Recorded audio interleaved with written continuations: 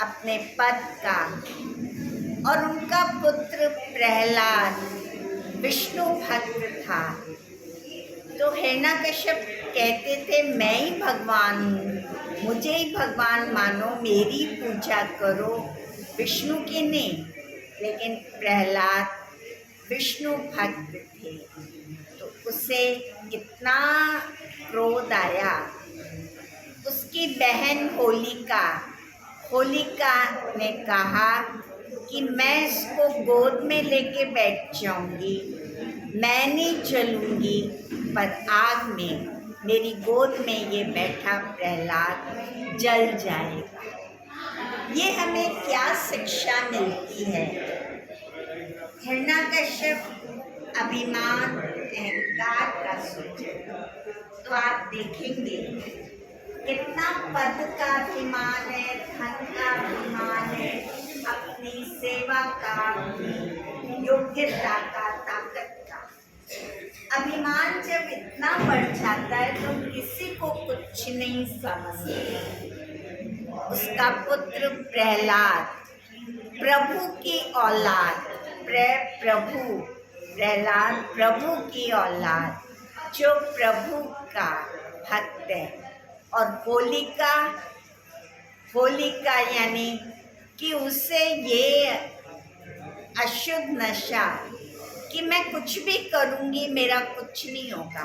तो समाज में आप देखिए लोग गलत नीतियाँ अपनाते हैं, गलत तरीके अपनाते हैं और भ्रष्टाचार, पापाचार करते हैं, और वो ये मानते हैं धन बल और सत्ता के बल पे हम कुछ भी कर सकते हैं, कानून हमारा कुछ नहीं बिगाड़ सकता। इतना उनको अपने कुर्सी सत्ता का अभिमान, तो वो गलत तरीके भी अपना लेते हैं। तो होलिका जिसने ये बुद्धि अपनी भ्रष्ट की कि मैं इसको लेके बैठती हूँ मेरा कुछ नहीं होगा, परंतु कथा हमें ये समझाती है कि बुरे का बुरा ही होता है, चाहे वो कितना भी ताकतवर।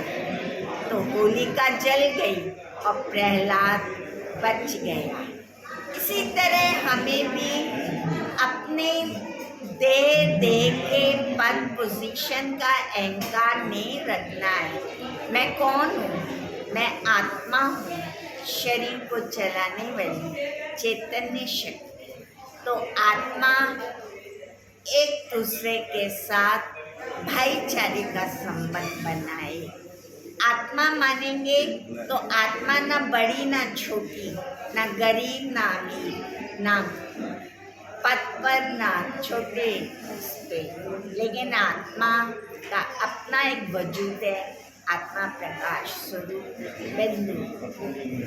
इस प्रकार हम अपने अंदर की बुराइयों को जला दें और मन को होली पवित्र बनाएं।